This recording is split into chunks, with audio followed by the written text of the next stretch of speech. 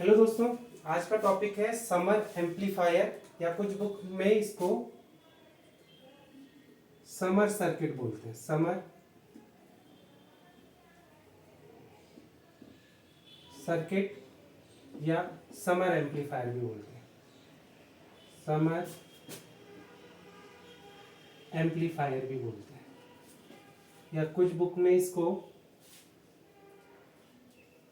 Adder circuit बोलते हैं या इसी को एडर एम्पलीफायर भी बोलते हैं। एडर एम्पलीफायर, ये टॉपिक किसी भी नाम से आए आपको लिख के एग्जाम में वही सब आना है जो आज के इस वीडियो में मैं आपको पढ़ाने वाला हूँ। तो स्टार्ट करते हैं आज का ये वीडियो। तो इस वीडियो में सबसे पहले बात कर लेते हैं कि इस टॉपिक का मीनिंग क्या है इलेक्ट्रॉनिक्स में, यानी समिंग एम्पलीफायर का मीनिंग क्या है इलेक्ट्रॉनिक्स में। उसको मैंने नोट्स में समझाने की कोशिश की है, इसको मैं एक बार पढ़ देता हूँ और समझाने की कोशिश करता हूँ। तो स्टार्टिंग में इस टॉपिक के नोट्स में आप ये लिख सकते हो, OP-Amp means operational amplifier may be used to design a circuit whose output voltage is sum of several input voltage signals. Full stop. Such circuit is called summing amplifier. कहने का मतलब क्या है कि इलेक्ट्रॉनिक्स में कोई भी सर्किट, अभी उस सर्किट को मैं एक ब्लॉक डायग्राम से रिप्रेजेंट कर रहा हूं और इस सर्किट को अगर मैं समिंग एम्पलीफायर बोल रहा हूं, समिंग एम्पलीफायर बोल रहा हूं, तो इसका काम क्या होता है कि इनपुट पे अगर इसके दो इनपुट है और दोनों इनपुट पे मैं वोल्टेज सिग्नल V1 और V2 दे रहा हूं, तो जो इसका आउटपुट होगा, आउटपुट वो भी वोल्टेज सिग्नल होगा बट इन दोनों वोल्टेज का सम होगा। तो इस टाइप के डिवाइस को या इस टाइप के इलेक्ट्रॉनिक सर्किट को हम क्या बोलेंगे, समिंग एम्पलीफायर बोलेंगे। और जरूरी नहीं कि समिंग एम्पलीफायर दो ही इनपुट वोल्टेज सिग्नल को ऐड करता हो सकता है कि हमारा समिंग एम्पलीफायर तीन इनपुट वोल्टेज सिग्नल को ऐड करता हो, यानी समिंग एम्पलीफायर के तीन इनपुट भी हो सकते हैं। समिंग एम्पलीफायर यानी समिंग एम्पलीफायर के तीन इनपुट वोल्टेज भी हो सकते हैं, V1, V2, V3, और इसका काम क्या होगा, इसका जो आउटपुट होगा इन तीनों इनपुट वोल्टेज सिग्नल का सम होगा, यानी इसका जो आउटपुट होगा वो V1 plus V2 plus V3, इन तीनों वोल्टेज का सम होगा। यानी समिंग एम्पलीफायर कहने का मतलब इनपुट पे जो भी वोल्टेज सिग्नल दिए हों, आउटपुट उन सभी वोल्टेज सिग्नल का सम हो, तो ऐसा सर्किट हमारा क्या हो जाएगा इलेक्ट्रॉनिक में, समिंग एम्पलीफायर। क्लियर हो गई बात। अब जरूरी नहीं कि समिंग एम्पलीफायर में तीन इनपुट हो, इससे ज्यादा इनपुट भी हो सकते हैं। ठीक है, ऐसा नहीं कि खाली तीन ही इनपुट वाला मैंने समिंग एम्पलीफायर दिखा दिया, हो सकता है दो इनपुट हो सकता है तीन इनपुट हो सकता है इससे ज्यादा इनपुट हो, यानी समिंग एम्पलीफायर में हो सकता है तीन से ज्यादा इनपुट भी हो। तो अभी के लिए 1 2 3 और डॉट डॉट डॉट करके n दिखा दे, यानी V1 V2 V3 up to Vn signal को ये ऐड कर सकता है। तो ऐसी डिवाइस को हम समिंग एम्पलीफायर बोल सकते हैं। ठीक है, V1 V2 V3 plus and so on Vn। अब इंपॉर्टेंट बात क्या है कि समिंग एम्पलीफायर को हम OP-Amp यानी ऑपरेशनल एम्पलीफायर की हेल्प से बना सकते हैं। वैसे मैंने अपने हर एक वीडियो में ऑपरेशनल एम्पलीफायर को समझाने की कोशिश की है, तो इस वीडियो में भी थोड़ा सा समझा देते हैं ताकि आगे का वीडियो समझने में आसानी हो। देखो, ऑपरेशनल एम्पलीफायर का जो सर्किट सिंबल होता है वो ट्रायंगल होता है और इसके दो इनपुट होते हैं, एक निगेटिव एक पॉजिटिव, और अगर इनपुट वोल्टेज V1 और V2 हो तो जो इसका आउटपुट वोल्टेज है वो इस इक्वेशन की हेल्प से हम कैलकुलेट कर सकते हैं, VO is equal to A V1 minus V2। ठीक है, ऐसे इलेक्ट्रॉनिक सर्किट को जिसका आउटपुट कुछ इस तरह का हो उसे हम ऑपरेशनल एम्पलीफायर यानी OP-Amp कहते हैं। ठीक है, और ये जो आउटपुट की इक्वेशन है ये किसके लिए है, फॉर आइडियल OP-Amp, यानी आइडियल ऑपरेशनल एम्पलीफायर का जो आउटपुट वोल्टेज सिग्नल है वो हम इस फॉर्मूले से कैलकुलेट कर सकते हैं। अच्छा, इंपॉर्टेंट बात क्या है कि यहाँ पे वेयर A को हम क्या बोलते हैं, वोल्टेज गेन। वोल्टेज गेन या कभी कभी हम इसे ओपन लूप गेन कहते हैं जब भी आउटपुट इनपुट से कनेक्ट ना हो। ठीक है, अच्छा, for practical OP-Amp, for practical OP-Amp, practical OP-Amp का एग्जांपल है IC 741। उसके लिए A की वैल्यू होती है 2 × 10⁵, लेकिन फॉर आइडियल OP-Amp यानी आइडियल ऑपरेशनल एम्पलीफायर के लिए A की वैल्यू इनफाइनाइट अज्यूम की जाती है। ठीक है, आइडियल ऑपरेशनल एम्पलीफायर के लिए ए की वैल्यू इन्फिनिटी अज्यूम की जाती है। इससे हमें एक इंपॉर्टेंट रिजल्ट पता चलता है। क्या रिजल्ट पता चलता है? क्योंकि इस फॉर्मूले का अगर मैं यूज करूं तो यहाँ से ए की वैल्यू अगर हम कैलकुलेट करें तो वो होगी VO upon V1 minus V2. अच्छा, फॉर आइडियल ऑप एम्प ए की वैल्यू क्या है? इन्फिनिटी है। यानी यहाँ से ये रिजल्ट पता चला कि ये फॉर्मूला आपको इन्फिनिटी रिजल्ट कब देगा? जब v1 माइनस वी2 की वैल्यू 0 हो जाए। यानी यहां से ये भी पता चला कि v1 is equal to v2 होगा for an ideal op amp, for an ideal op amp. कहने का मेरा मीनिंग क्या है कि भले हम इनपुट पे v1 is not equal to v2 वाला वोल्टेज सिग्नल अप्लाई करें, बट अगर ये आइडियल ऑपरेशनल एम्पलीफायर होगा तो ये क्या करेगा? v1 इक्वल टू v2 यानी इसके इनपुट वोल्टेज सिग्नल पे, दोनों इनपुट वोल्टेज सिग्नल पे सेम वोल्टेज अप्लाई होगा। इस कंडीशन को यानी ये किसके लिए है? For an ideal operational amplifier, for an ideal op amp, कि इनपुट पे हम कोई सा भी वोल्टेज सिग्नल दे बट इसके इनपुट पे दोनों वोल्टेज सिग्नल सेम ही होंगे, तो इस कंडीशन को हम वर्चुअल शॉर्ट सर्किट कहते हैं।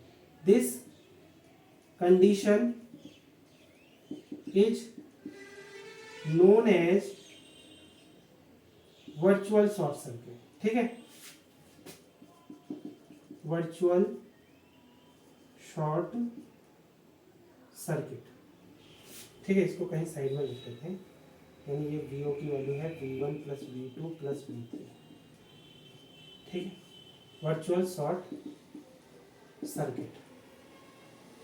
अब आप पूछोगे सर ये आपने हवा में कैसे बता दिया? देखो, हवा में कुछ नहीं बताया, मैं बता दूं ये सब बातें मैंने किस वीडियो से बताई हैं? Op amp 10 principal of virtual ground, principle of virtual ground. इस वीडियो में मैंने ये सब सारी बातें बताई हैं। अच्छा, स्टार्टिंग में ही मैंने समिंग एम्पलीफायर के इस वीडियो में स्टार्टिंग में ही मैंने ये सब बातें क्यों बताई? क्योंकि हम इस रिजल्ट का यानी आइडियल ऑपरेशनल एम्पलीफायर के इनपुट पे दोनों वोल्टेज सिग्नल की वैल्यू सेम होगी चाहे हम कुछ भी अप्लाई करें, तो इस रिजल्ट का हम यूज करने वाले हैं इस समिंग एम्पलीफायर के डेरिवेशन में। तो इसलिए मैंने स्टार्टिंग में ये बातें बता दी। अब स्टार्ट करते हैं इस वीडियो को अच्छी तरह से समझना कि नोट्स में इस लाइन के बाद आप आगे क्या लिखोगे। आपको मीनिंग समझ में आ गया होगा कि समिंग एम्पलीफायर क्या होता है। समिंग एम्पलीफायर कहने का मतलब है जब भी कोई इलेक्ट्रॉनिक डिवाइस या कोई सर्किट दो इनपुट वोल्टेज या दो से ज्यादा इनपुट वोल्टेज सिग्नल को ऐड करके आउटपुट प्रोड्यूस करे तो उसे हम समिंग एम्पलीफायर कहते हैं। और समिंग एम्पलीफायर को बनाने के लिए हमें ऑपरेशनल एम्पलीफायर की जरूरत पड़ेगी, और ऑपरेशनल एम्पलीफायर के जो मेन रिजल्ट है उनको मैंने डिस्कस कर दिया है। तो अब समिंग एम्पलीफायर वाला टॉपिक आप लोगों को आगे अच्छी तरह से समझ में आएगा। तो नोट्स में हम इस लाइन के बाद आगे बात करेंगे। तो फिर आगे आप नोट्स में लिखोगे समिंग एम्पलीफायर की एक और डेफिनेशन और करके, the summing amplifier is a type of operational amplifier circuit configuration that is used to add voltage signal present on two और more inputs into a single output voltage. Simple सी बात है, again वही meaning है कि दो या दो से ज्यादा इनपुट वोल्टेज सिग्नल को ये ऐड करके आउटपुट अगर प्रोड्यूस करता है तो ऐसी इलेक्ट्रॉनिक डिवाइस को हम क्या बोलते हैं? समिंग एम्पलीफायर बोलते हैं। क्लियर हो गई बात? Full stop. We can make summing amplifier by using closed loop inverting amplifier और closed loop non inverting amplifier। क्योंकि हम समिंग एम्पलीफायर को इन्वर्टिंग एम्पलीफायर और नॉन इन्वर्टिंग एम्पलीफायर की हेल्प से बना सकते हैं इस वजह से, क्योंकि इन्वर्टिंग एम्पलीफायर कुछ अलग ऑपरेशनल एम्पलीफायर सर्किट होता है और नॉन इन्वर्टिंग एम्पलीफायर कोई दूसरा ऑपरेशनल एम्पलीफायर सर्किट होता है। क्योंकि दो टाइप से हम समिंग एम्पलीफायर को बना सकते हैं, इस वजह से हम आगे ये लाइन लिखेंगे। So summing amplifier may be design in two type, यानी हम समिंग एम्पलीफायर को दो टाइप से डिजाइन कर सकते हैं। तो पहला जो समिंग एम्पलीफायर है उसे आप इन्वर्टिंग समिंग एम्पलीफायर कह सकते हो। इन्वर्टिंग समिंग एम्पलीफायर वो जिसे हमने इन्वर्टिंग एम्पलीफायर की हेल्प से बनाया हो, ठीक है। और नॉन इन्वर्टिंग समिंग एम्पलीफायर वो जिसे हमने नॉन इन्वर्टिंग एम्पलीफायर की हेल्प से बनाया गया हो, ठीक है। समिंग एम्पलीफायर यानी इन्वर्टिंग समिंग एम्पलीफायर वो जिसे हमने इन्वर्टिंग एम्पलीफायर की हेल्प से बनाया गया हो, ठीक है। और नॉन इन्वर्टिंग समिंग एम्पलीफायर वो जिसे हमने नॉन इन्वर्टिंग एम्पलीफायर की हेल्प से बनाया हो। क्लियर हो गई बात? तो इस बात को आगे नोट्स में भी लिख लेते हैं। तो आप आगे नोट्स में हेडिंग डालोगे इन्वर्टिंग समिंग एम्पलीफायर, इसमें आप नोट्स में लिख सकते हो a summing amplifier circuit which is made up of closed loop inverting amplifier is known as inverting summing amplifier। Clear हो गई बात, फुल स्टॉप। कहने का मतलब ये है कि जो भी summing amplifier close loop inverting amplifier circuit की हेल्प से बनेगा उसे हम इन्वर्टिंग समिंग एम्पलीफायर बोलेंगे।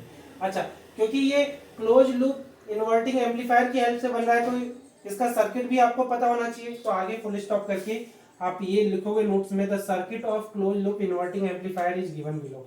तो आप चाहो तो ये लाइन लिख सकते हो कि close loop inverting amplifier circuit, close loop inverting amplifier का सर्किट डायग्राम कैसा होता है, इस तरह से होता है।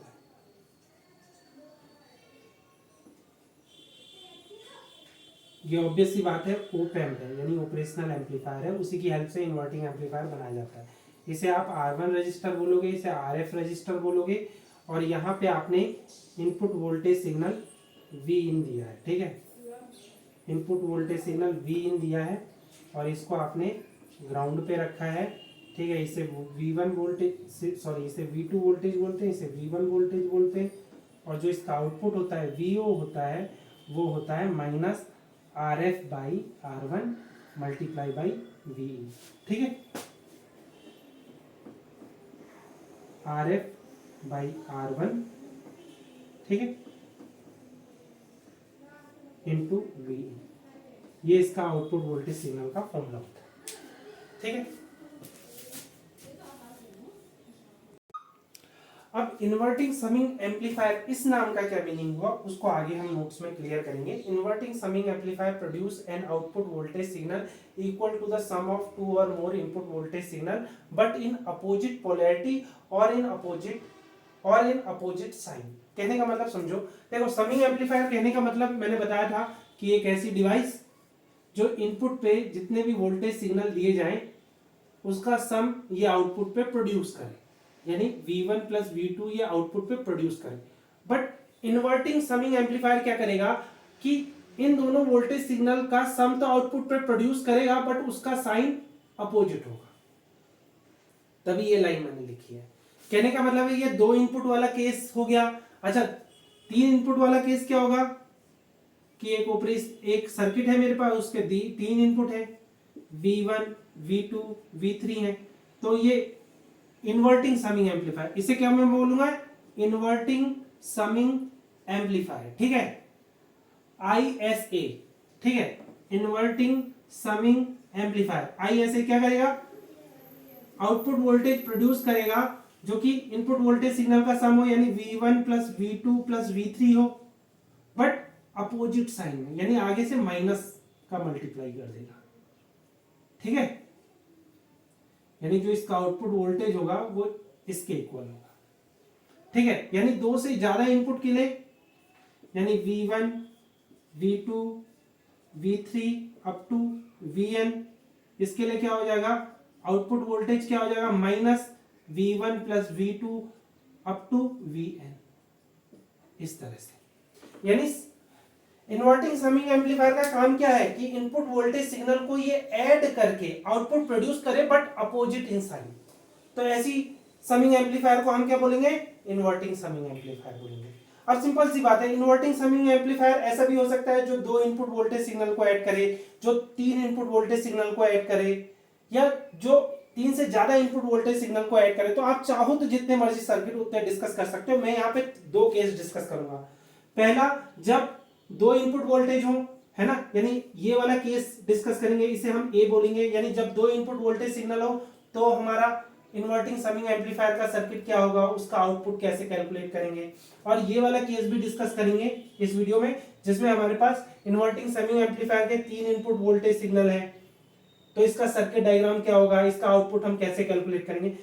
सिर्फ मैं केस ए और बी को यहाँ इस वीडियो में डिस्कस करने वाला हूँ। तीन से ज्यादा इनपुट के लिए समिंग एम्पलीफायर का डेरिवेशन आपके एग्जाम में आता भी नहीं है, तो जो आ सकता है वो दो इनपुट के केस आ सकता है या तीन इनपुट का केस आ सकता है। इन्हीं को हम इस वीडियो में डिस्कस करेंगे, तो यहां तक पहुंच करके नोट कर लो।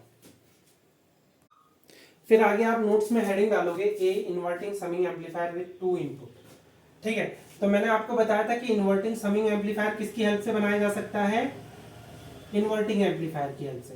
तो इन्वर्टिंग एम्पलीफायर का सर्किट डायग्राम पहले से आप समझ लो क्या होता है, क्योंकि इसी डायग्राम की हेल्प से ही आपको इन्वर्टिंग समिंग एम्पलीफायर बनाना है।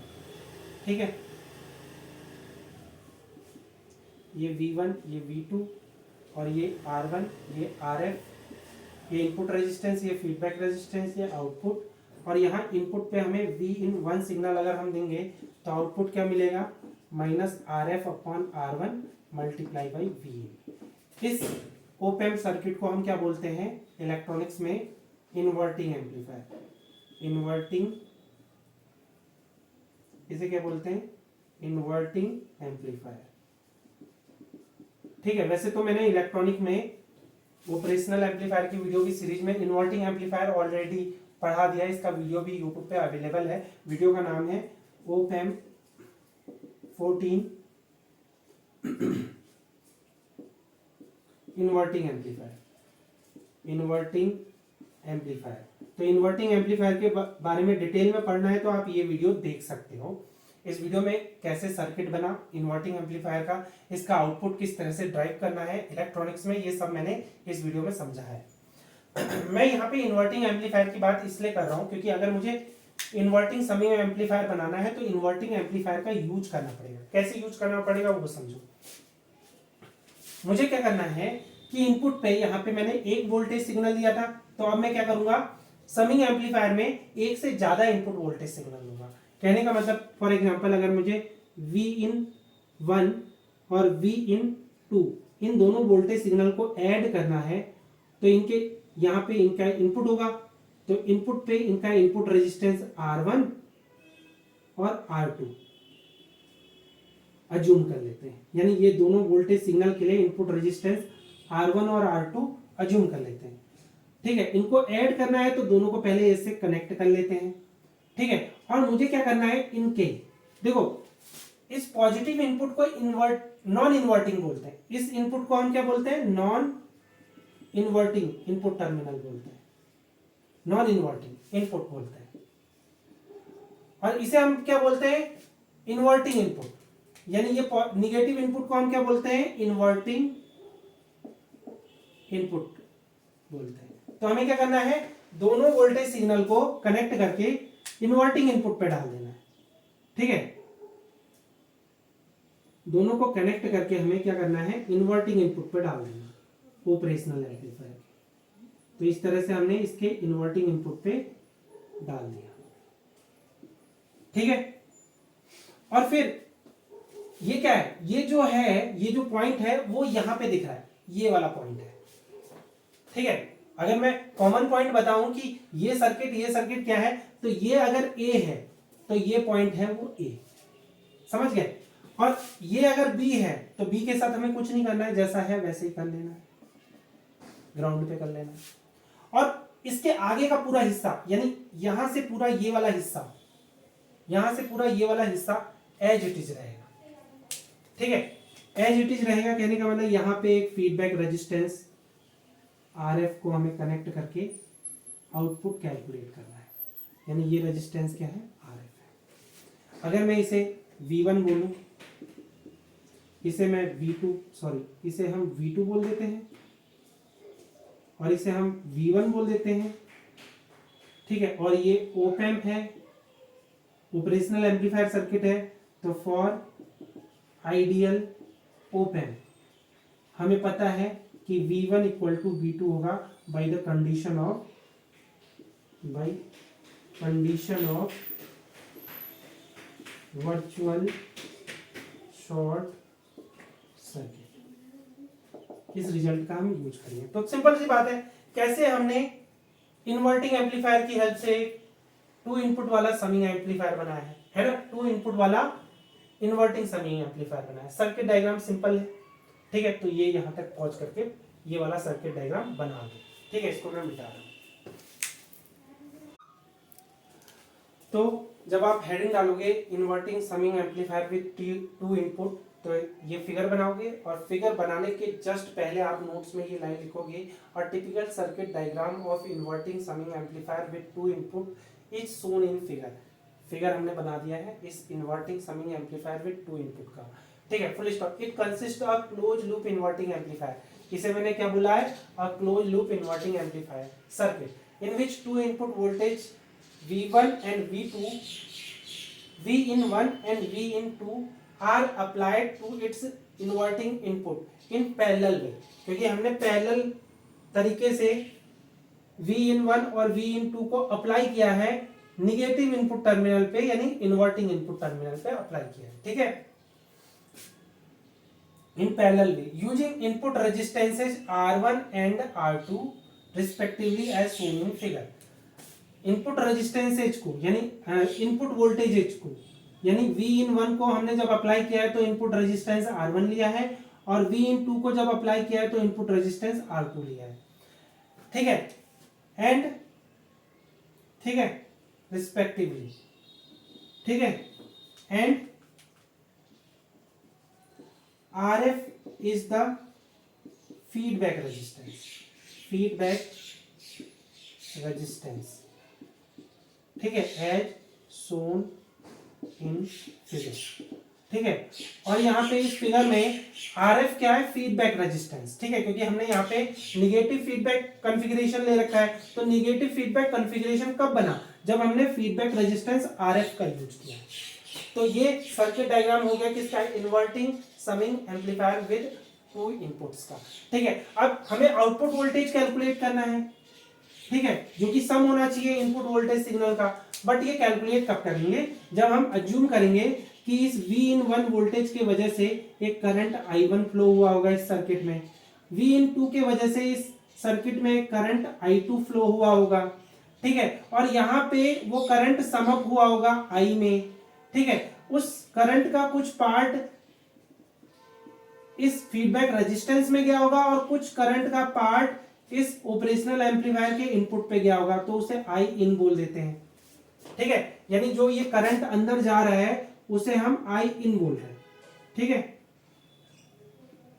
अच्छी तरह से दिखा देते हैं, यानी जो करंट इस ऑपरेशनल एम्पलीफायर के अंदर जा रहा है उसे आई इन से दिखा है, और जो करंट I1 और I2 सम अप हुए हैं वो I बन गए, ठीक है। तो अगर हम ऐसा अज्यूम करें, कहने का मतलब क्या है कि मैंने अज्यूम किया है कि I1 और I2 करंट ऐड होके I बन गए हैं, और फर्दर क्या हुआ है, ये करंट I फिर दो पार्ट में फिर बढ़ गया है, किसमें, एक फीडबैक करंट में बढ़ गया, यानी जो फीडबैक रेजिस्टेंस में चला गया, और एक वो करंट जो ऑपरेशनल एम्पलीफायर के इनपुट पे चला गया। क्लियर हो गई बात, ये कंडीशन समझ में आ गई। तो ये हमने कैसे बनाई है भाई, किरचॉफ्स करंट लॉ से, ठीक है, या इसे आप KCL भी बोल सकते हो, KCL यानी किरचॉफ करंट लॉ। यानी किरचॉफ करंट लॉ क्या है, दोनों इनपुट करंट समअप हुए और आई करंट दिया, ये आई करंट फिर दो हिस्सों में बढ़ गया, पहला एक ऑपरेशनल एम्पलीफायर के इनपुट पे चला गया और एक फीडबैक रेजिस्टेंस में चला गया। समझ में आ रही है बात। तो यानी आप इसको ऐसे भी लिख सकते हो, यानी I1 plus I2 is equal to IF plus IN, ठीक है। आप यहां बता सकते हो where IN is the current which entering into the inverting input of the op amp, ठीक है। अच्छा मैं आपको बताऊं, for ideal op amp input current always zero होता है, यानी जो करंट ऑपरेशनल एम्पलीफायर के इनपुट से अंदर को जा रहा है उस करंट की वैल्यू जीरो होती है for an ideal operational amplifier, ठीक है। तो आप लिख सकते हो as we know that for ideal op amp यानी ideal operational amplifier input current is always zero, that is, कहने का मतलब क्या है कि आई इन की वैल्यू 0 होगी for an ideal op amp. ये हमें पता होता है। क्लियर हो गई बात? यानी आइडियल ऑपरेशनल एम्पलीफायर के लिए जो करंट यहां से भी जा रहा है उसकी वैल्यू भी 0 होगी। फॉर एग्जांपल इसे मैं आई इन 1 बोल रहा हूं तो आई इन 1 की वैल्यू भी 0 होगी आइडियल ऑपरेशनल एम्पलीफायर के केस में। यानी आइडियल ऑपरेशनल एम्पलीफायर अगर मैंने अज्यूम किया है तो इसका मतलब इनपुट पे कोई करंट आएगा ही नहीं, यानी इनपुट से कोई करंट ऑपरेशनल एम्पलीफायर के अंदर एंटर नहीं होगा। इसका मतलब आई इन की वैल्यू 0 हो जाएगी। यानी यहां से क्या रिजल्ट मिला, इसे अगर हम इक्वेशन नंबर 1 बोले तो आप लिखोगे from equation number 1 we get, यहां लिखोगे फ्रॉम इक्वेशन 1 वी हैव। तो सिंपल सी बात है, आइडियल ऑपरेशनल एम्पलीफायर हमने इसे अज्यूम किया है तो आइडियल ऑपरेशनल एम्पलीफायर के लिए इनपुट करंट की वैल्यू 0 हो जाएगी। यानी रिजल्ट आएगा I1 plus I2 is equal to IF। यानी जितना ये दोनों करंट का सम हुआ वो पूरा का पूरा इस फीडबैक रेजिस्टेंस के अंदर चला गया। क्लियर हो गई बात? तो इसे आप इक्वेशन नंबर 2 लिखोगे और ये सब पॉज करके नोट करना। Using Ohm's law, using Ohm's law. Ohm's law क्या है? रेजिस्टेंस इज इक्वल टू क्या होता है? Voltage difference upon current. तो यहां से हम करंट का फॉर्मूला बना सकते हैं। इंप्लाइज दैट करंट को कैसे कैलकुलेट कर सकते हैं? V अपॉन आर के फॉर्मूले से, यानी वोल्टेज डिफरेंस अपॉन रेजिस्टेंस। तो यहां से I1 की वैल्यू क्या हुई? I1 की वैल्यू देखो, वोल्टेज डिफरेंस क्या हुआ? V इन 1 माइनस, क्योंकि करंट हाई वोल्टेज से लो वोल्टेज फ्लो होगा, यानी V इन 1 माइनस V2। तो I1 की वैल्यू क्या हो जाएगी? वोल्टेज डिफरेंस यानी V in 1 minus V2 upon resistance क्या है? R। ठीक है, इसी तरह से I2 की वैल्यू क्या हो जाएगी? वोल्टेज डिफरेंस यानी V in 2 minus V2 upon resistance R2। इसी तरह से IF की वैल्यू क्या हो जाएगी? IF is equal to voltage difference, यानी अगेन करंट अगर हम ऐसा जूम कर रहे हैं कि V2 से VO को फ्लो हो रहा है इस तरह से, तो क्या हो जाएगा? हाई वोल्टेज यानी V2 minus VO upon resistance यानी RF। Putting these values in equation 2 we get। अच्छा, वैल्यू पुट करो तो क्या हो जाएगा इक्वेशन 2 में? यानी I1 की वैल्यू क्या है? V in 1 minus V2 upon R1। फिर I2 की वैल्यू क्या है? V in 2 minus V2 upon R2 is equal to, देखो ये क्या है? I1 की वैल्यू, ये क्या है? I2 की वैल्यू। IF की वैल्यू क्या है? VO minus V2 minus VO, V2 minus VO upon RF। ठीक है, as we know that for ideal op amp V1 equal to V2। ठीक, सिंस, ठीक है, आप चाहो तो इसके आगे लिख सकते हो by condition of virtual short circuit. Since V1 is equal to 0 implies that, इस फॉर्मूले के according V1 equal to V2 equal to 0। इस कंडीशन को हम बोलते हैं virtual ground. This is known as principle of virtual ground.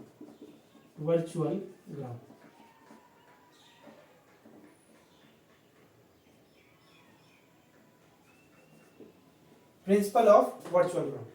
अच्छा, principle of virtual ground से हमें पता चला कि अगर एक इनपुट वोल्टेज 0 होगा तो दूसरा भी 0 होगा। यानी अगर V1 की वैल्यू 0 है तो V2 की वैल्यू 0 होगी। तो इक्वेशन above equation becomes, तो आप लिखोगे या इसे इक्वेशन नंबर 3 लिख दो, देन इक्वेशन 3 becomes क्या हो जाएगी, आपको सिंपली V2 की वैल्यू 0 पुट करनी है, यानी ये हो जाएगा V1/R1 plus V2/R2 is equal to minus VO/RF। कोई प्रॉब्लम? तो यहां तक पहुंच करके नोट कर लो। फिर आपको क्या करना है, इस वाले टर्म को इस साइड लिख देना है।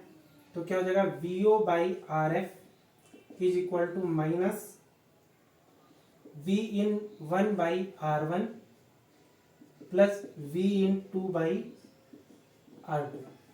ठीक है, या आप ऐसे VO को ऐसे भी लिख सकते हैं, VO is equal to minus RF/R1 V1, ठीक है, प्लस RF/R2 V2। ठीक है, ऐसा बना सकते हो। लेट, अब क्योंकि R1 R2 RF आप ही ने तो अज्यूम किया है, तो आप कुछ भी अज्यूम कर सकते हो। Let R1 is equal to R2 is equal to RF। तो क्या हो जाएगा, सबको अगर मैं इक्वल कर दूं तो R1 से RF कैंसिल, R2 से RF cancel, implies that VO is equal to minus V1 plus V2। यही तो मैंने स्टार्टिंग में बताया था आपको, जब आपको इन्वर्टिंग समिंग एम्पलीफायर पढ़ाया था। तो इन्वर्टिंग समिंग एम्पलीफायर वही जो इनपुट वोल्टेज सिग्नल को ऐड करे और ऐड करने के बाद उसका साइन चेंज कर दे। तो साइन चेंज हो रहा है, तो आप इसको फाइनली आप ये बता सकते हो कि ये जो सर्किट है ये आपका इन्वर्टिंग समिंग एम्पलीफायर है जिसके 2 इनपुट है। ठीक है, तो यहां तक पहुंच करके नोट करें। फिर या आप इस एक्सप्रेशन के बाद आगे नोट्स में ये भी लिख सकते हो, this is the expression of output voltage of inverting summing amplifier having 2 input voltage signal Vin1 and Vin2। तो इस तरह से आप इन्वर्टिंग एम्पलीफायर विद 2 इनपुट्स का डेरिवेशन करके आ सकते हो एग्जाम में। ठीक है, तो यहां तक पहुंच करके नोट करो। अब एग्जाम में ये भी आ सकता है कि इन्वर्टिंग समिंग एम्पलीफायर आपको बनाना है जिसके 3 इनपुट हो, यानी विद 3 इनपुट्स। ऐसा भी क्वेश्चन आ सकता है एग्जाम में, 3 इनपुट्स। तो आपको कुछ नहीं करना है, आपको इसी फिगर में क्या करना है, एक और इनपुट टर्मिनल इस तरह से बना देना है, इस तरह से। ठीक है, तो अगर मैं इसे Vin2 बोलूं तो ये क्या हो जाएगा, R2 हो जाएगा। और अगर मैं इसे Vin3 बोलूं तो ये क्या हो जाएगा, रेजिस्टेंस R3। ऑब्वियस सी बात है, Vin2 के वजह से जो करंट होगा वो I2 होगा, जो Vin3 के वजह से जो करंट होगा वो I3 होगा। तो इस तरह से आप inverting summing amplifier with 3 inputs का फिगर आप इस तरह से बना सकते हो। तो डेरिवेशन में आप क्या लिखोगे वो देख लेते हैं नोट्स में। ठीक है, तो आप हेडिंग डालो B inverting summing amplifier with 3 inputs, उसका फिगर ये हो गया। नोट्स में आप क्या लिखोगे वो देख लेते हैं। तो जब आप बी हेडिंग डालोगे inverting summing amplifier with 3 inputs, तो पहले आप स्टार्टिंग में नोट्स में ये लाइनें लिख लोगे, a typical circuit diagram of inverting summing amplifier with 3 inputs is shown in figure, जैसा कि फिगर में दिखाया गया है। Full stop. It consist a close loop inverting amplifier open circuit in which 3 input voltage Vin1, Vin2, Vin3 and Vin3 are applied to its inverting input in parallel way using input resistance R1, R2, R3 respectively। जैसे कि मैंने figure में दिखाया है कि मुझे क्या करना है, 3 इनपुट वोल्टेज सिग्नल को इसके इन्वर्टिंग इनपुट पे अप्लाई करना है using resistance R1, R2 and R3। ठीक है, and RF is the feedback resistance, और RF क्या है यहाँ पे, फीडबैक रेजिस्टेंस है। तो अगेन अगर मैं अज्यूम करूं कि Vin1 करंट I1 प्रोड्यूस करता है, Vin2 करंट I2 प्रोड्यूस करता है, Vin3 voltage current I3 produce करता है, तो ये I1, I2, I3 sum up होकर I करंट बनाएंगे, और वो I करंट के 2 पार्ट होंगे, एक जो इसके इनपुट पे जाएगा और दूसरा जो फीडबैक रेजिस्टेंस में जाएगा। तो ओम्स लॉ किरचॉफ लॉ के अकॉर्डिंग, यानी I1 plus I2 plus I3 क्या प्रोड्यूस करेगा, करंट I, जो कि इन तीनों टर्मिनल से निकलेगा। ठीक है, और ये करंट I फिर फर्दर 2 पार्ट में डिस्ट्रीब्यूट हो जाएगा और वो क्या हो जाएगा, एक तो आई एफ और दूसरा आई इन। क्लियर हो गई बात। या इसे मैं और करके ऐसा लिख सकता हूं, यानी I1 plus I2 plus I3, ये जो करंट होगा वो इक्वल होगा IF प्लस I इन के। अच्छा, अगेन आप लिखोगे for ideal op amp input current is always 0, that is I in की वैल्यू तो आइडियल ऑपरेशनल एम्पलीफायर के लिए 0 होगी। तो हमें क्या रिजल्ट मिला कि I1 plus I2 plus I3 equal हो जाएगा फीडबैक करंट की। ठीक है। अच्छा, मैं आपको बताऊं कि अगेन अगर इस फॉर्मूले का यूज करें करंट को कैलकुलेट करने के लिए, हम वोल्टेज डिफरेंस अपॉन रेजिस्टेंस वाले फॉर्मूले का यूज करें तो क्या हो जाएगा, I1 करंट का वोल्टेज डिफरेंस क्या है। ठीक है, इसे आप इक्वेशन नंबर अभी के लिए, इसके लिए अब मेरे को याद तो नहीं है क्या इक्वेशन नंबर डाली, लेकिन फिर से मैं इक्वेशन नंबर 1 अगर इसे कहूं तो देन इस फॉर्मूले के अकॉर्डिंग I1 क्या हो जाएगा, I1 हो जाएगा वोल्टेज डिफरेंस यानी I in 1 minus V2 upon resistance R1। I2 की वैल्यू क्या हो जाएगी, V into minus voltage difference V into minus V2 upon R2। I3 क्या हो जाएगा, I3 V in 3 minus V2 upon resistance R3। ठीक है, और IF की वैल्यू क्या हो जाएगी, V2 minus VO upon resistance RF। ठीक है, इस करंट I1, I2, I3 और IF की वैल्यू इक्वेशन नंबर 1 पे पुट करोगे तो क्या रिजल्ट आएगा।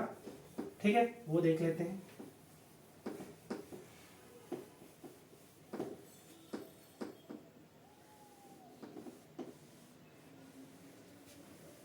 ठीक है, ये I1 है, तो वैल्यू पुट करो। Putting the values of I1, I2, I3 and IF in equation 1 we get, तो वैल्यू पुट करो तो क्या हो जाएगा, V in 1 minus V2 upon R1 plus V in 2 minus V2 upon R2 plus V in 3 minus V2 upon R3 is equal to क्या हो जाएगा, V2 minus VO upon RF। Now using principle, now using principle of virtual ground.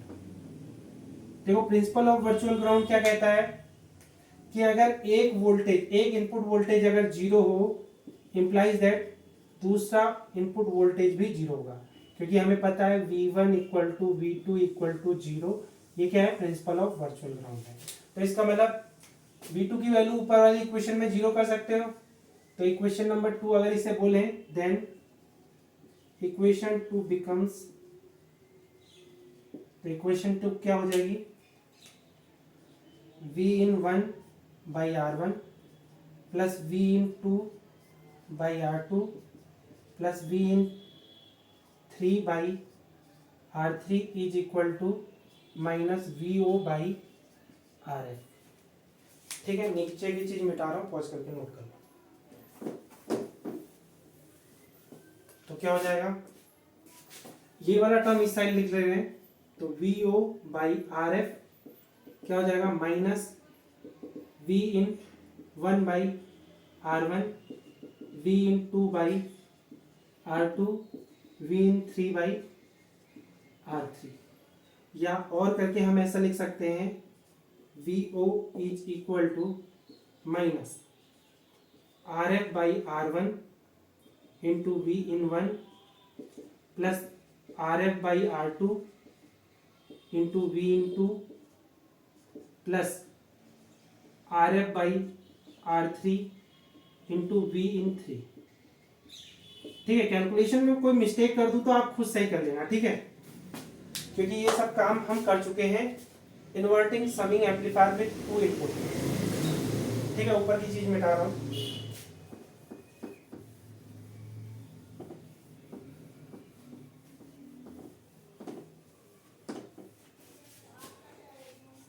ठीक है, late अगर हम ऐसा assume कर लें कि R1 is equal to R2 is equal to R3 is equal to RF, ऐसा जूम कर लें तो होगा क्या कि ये 1 देगा, ये भी 1 देगा, ये भी 1 देगा, यानी implies that VO is equal to minus V in 1 plus V in 2 plus V in 3। यही तो हमें चाहिए था अगर हमें inverting summing amplifier with 3 inputs का सर्किट डायग्राम अगर बनाना था। ठीक है, तो ये आपका रिजल्ट हो गया, यहां तक पहुंच करके बुक करना। तो लास्ट में आप ये लाइन लिख सकते हो इस एक्सप्रेशन के बाद, this is the expression of output voltage of inverting summing amplifier having 3 input voltages V in 1, V in 2 and V in 3। पहुंच करके यहाँ तक नोट कर लो। अब आगे नोट्स में बात करते हैं नॉन इन्वर्टिंग समिंग एम्पलीफायर की। तो स्टार्टिंग में आप बता सकते हो a summing amplifier circuit which is made up of close loop non inverting amplifier is known as non inverting summing amplifier, full stop. The circuit of close loop non inverting amplifier is given below. देखो simple सी बात है, मैंने starting में भी बताया था कि समिंग एम्पलीफायर जो close loop non inverting amplifier की हेल्प से बनाया जाता है उसे हम नॉन इन्वर्टिंग समिंग एम्पलीफायर बोलते हैं। ठीक है, अब क्योंकि close loop non inverting amplifier की हेल्प से ये समिंग एम्पलीफायर बनाया जाता है तो हमें ये भी समझना होगा कि close loop non inverting amplifier का सर्किट डायग्राम क्या होता है। तो उसका सर्किट डायग्राम कुछ ऐसा होता है कि अगेन ओप एम्प सर्किट का यूज करते हैं। ओप एम्प सर्किट का जो इन्वर्टिंग इनपुट है उसको हम ग्राउंड में रखते हैं इस बार। ठीक है, निगेटिव फीडबैक लेते हैं बट इन्वर्टिंग इनपुट को ग्राउंड पे रखते हैं। और ये R1 और RF रजिस्टर हो गए जो पहले भी थे, लेकिन इस बार इनपुट वोल्टेज सिग्नल को यानी इनपुट वोल्टेज सिग्नल को इस बार हम नॉन इन्वर्टिंग इनपुट पे देते हैं। क्योंकि हम नॉन इन्वर्टिंग इनपुट पे दे रहे हैं इस बार, तो इस वजह से ये क्या हो गया, close loop non inverting amplifier. इसका जो आउटपुट वोल्टेज होता है VO, उसका फॉर्मूला होता है 1 plus RF by R1 multiply by V इन। ठीक है, देखो इसी को हम कहते हैं non inverting amplifier. Non inverting amplifier.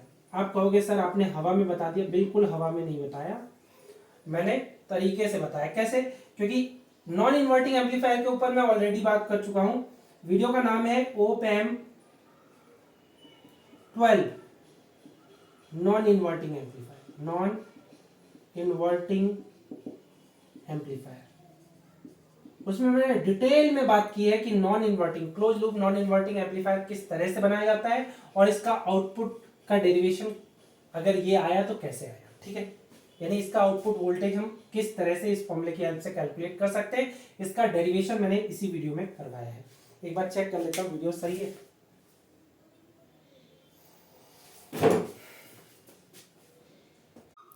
ठीक है, वीडियो का नाम और नंबर सही है। ठीक है, तो जैसे ही आप circuit of close loop non inverting amplifier given below ये सर्किट डायग्राम बना लोगे, उसके जस्ट बाद आगे आप नोट्स में लिखोगे नॉन इन्वर्टिंग समिंग एम्पलीफायर। ठीक है, शॉर्टकट में लिख दिया non inverting summing amplifier. Non inverting summing amplifier produce output voltage signal equal to the sum of 2 और more input voltage signal with same polarity और विद सेम साइन। कहने का मतलब क्या है कि जो ये हमारा समिंग एम्पलीफायर होगा जिसे हम नॉन इन्वर्टिंग समिंग एम्पलीफायर बोल रहे हैं, उसके इनपुट पे अगर हम 2 वोल्टेज सिग्नल दे रहे हैं V1 और V2, तो इसका जो आउटपुट वोल्टेज होगा वो V1 प्लस V2 का सम तो होगा प्लस सेम साइन का होगा, यानी ये दोनों पॉजिटिव है तो साइन भी इसका पॉजिटिव होगा। तो ये हमारा क्या हो गया, non inverting summing amplifier. Clear हो गई, नॉन इन्वर्टिंग समिंग एम्पलीफायर। ठीक है, ये दो इनपुट का केस हो गया। अगर मान लो तीन इनपुट है इसके, V1 V2 V3, ठीक है, और ये है नॉन इन्वर्टिंग समिंग एम्पलीफायर, तो जो इसका आउटपुट वोल्टेज होगा वो पॉजिटिव साइन का होगा, V1 plus V2 plus V3। ठीक है, तो ऐसे समिंग एम्पलीफायर को जिसका आउटपुट कुछ इस तरह से मिलेगा उसे हम क्या बोलेंगे, नॉन इन्वर्टिंग समिंग एम्पलीफायर। अच्छा, जो समिंग एम्पलीफायर जिसके n इनपुट हो, कहने का मतलब जिसके इनपुट V1 हो, V2 हो, V3 हो and so on Vn input हो, तो इसका जो आउटपुट वोल्टेज सिग्नल होगा वो V1 plus V2 plus V3 up to Vn, इन सबका सम होगा विद सेम साइन। ठीक है, ये भी क्या है आपका non inverting summing amplifier. Clear हो गई बात। अब ऑब्वियस सी बात है, एग्जाम में non inverting summing amplifier with two input पूछा जा सकता है।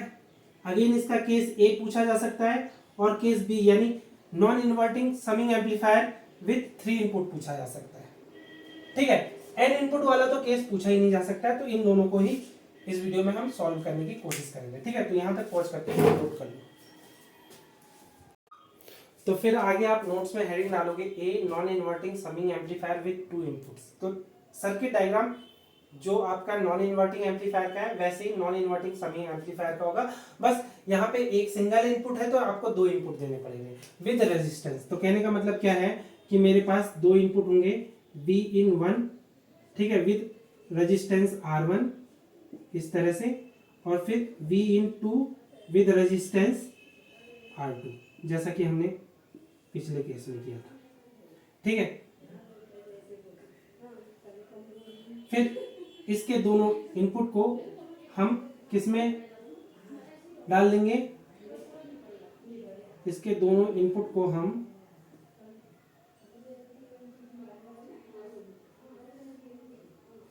ऑपरेशनल एम्पलीफायर के नॉन इन्वर्टिंग इनपुट पे डाल देंगे इस तरह से। ठीक है, और उसका सर्किट तो वैसे ही होगा जैसा, देखो ये वाला हिस्सा भी मैंने चेंज करा है। ठीक है, बाकी सब चेंज, यानी यहाँ एक इनपुट है तो मैंने दो इनपुट दे दिए। ठीक है, वही पैरेलल केस में दोनों इनपुट वोल्टेज पैरेलल केस में देंगे, और ये R1 हो गया रेजिस्टेंस। ठीक है, तो इसे सिंपली R रहने देते हैं क्योंकि R1 हमने यहाँ अज्यूम कर रखा है, और इसे हम रेजिस्टेंस RF दे देंगे, और ये आउटपुट वोल्टेज है, ये हमारा ओप एम्प है। ठीक है, ये RF है, और इस बार इसको ग्राउंड कर देना है। देखो पूरा सर्किट डायग्राम समझ रहे हो, देखो सिंपल सी बात है, आपने जो चेंज किया है वो कहाँ किया है वो समझो। देखो ये पूरा हिस्सा कॉमन है, देखो ये पूरा हिस्सा कॉमन है, जहां एक वोल्टेज है वहां दो वोल्टेज दे रहे हैं, तो ये है आपका नॉन इन्वर्टिंग समिंग एम्पलीफायर का सर्किट डायग्राम। ठीक है, तो यहां तक पहुंच करके नोट करना। तो जब आप नोट्स में ये हेडिंग डालोगे a non inverting summing amplifier with to inputs, तो आप पहले नोट्स में ये लिखोगे a typical circuit diagram of non inverting summing amplifier with two input is shown in figure, जैसा कि फिगर में दिखाया गया है। It consist of close loop non inverting amplifier op amp circuit in which two input voltage Vin1 Vin2 are applied to its non inverting input in parallel way using input resistance R1 and R2 respectively। कहने का मतलब क्या है कि अगर हमें non inverting summing amplifier बनाना है तो पहले मुझे एक नॉन इन्वर्टिंग एम्पलीफायर सर्किट लेना होगा, उसके नॉन इन्वर्टिंग इनपुट पे voltage signal Vin1 Vin2 parallel तरीके से अप्लाई करना होगा using resistance R1 and R2।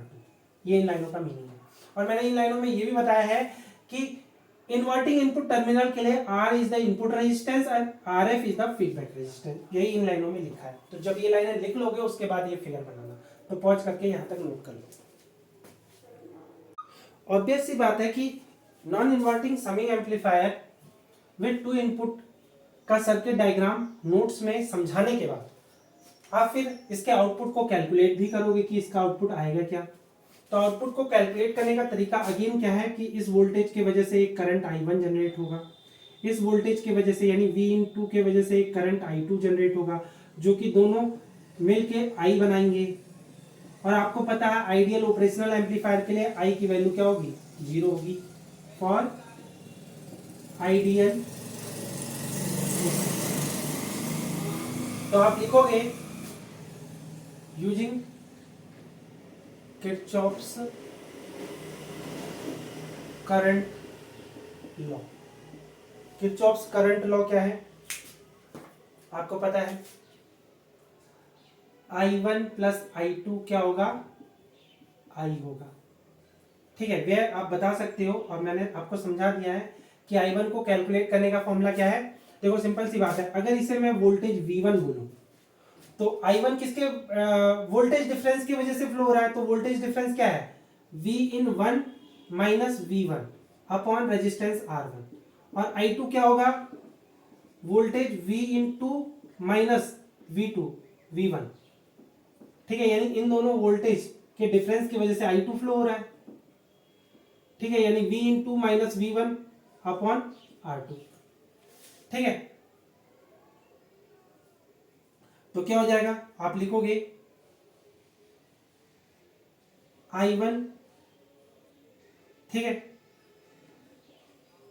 And चलो लिख लेते हैं, तो इसे इक्वेशन नंबर 1 लिखोगे, then from equation 1 we get, तो क्या हो जाएगा, V/1 minus V1 upon R1 plus V/2 minus V1 upon R2 is equal to I। आप लिखोगे for an ideal op amp input current is always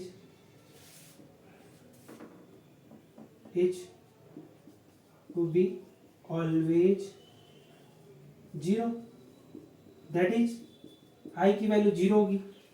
तो क्या हो जाएगा यहां से, V/1 minus V1 upon R1 plus V/2 minus V1 upon R2 is equal to 0। यहां से आप ऐसा बना सकते हो, V/1 upon R1 minus V1 upon R1 फिर plus V/2 upon R2 minus V1 upon R2 equal to 0। ऐसा करते हैं कि V1 वाले टर्म यही लिख लेते हैं, minus V1 1 upon R1 plus 1 upon R2, यानी V1 वाले दोनों टर्म मैंने इस साइड लिख लिए हैं और बाकी टर्म इस साइड भेज देते, तो क्या हो जाएगा, V/1 बाई R1 वो भी निगेटिव रहेगा, माइनस V/2 बाई R2। ठीक है, यानी आप कोई सी भी कैलकुलेशन करो तो आपको रिजल्ट क्या देखने के लिए मिलेंगे, V1 is equal to V/1 upon R1। देखो सिंपल सी बात है, चलो इतना शॉर्ट नहीं मानते कि आप कंफ्यूज हो जाओ, तो यानी V1 1 by R1 plus 1 by R2 is equal to क्या हो जाएगा, V/1 by R1 plus V/2 by R2। देखो मैंने माइनस साइन को पूरी इक्वेशन से रिमूव कर दिया तो वो रिजल्ट आ गया। ठीक है, यानी यहां से V1 का एक्सप्रेशन क्या होगा,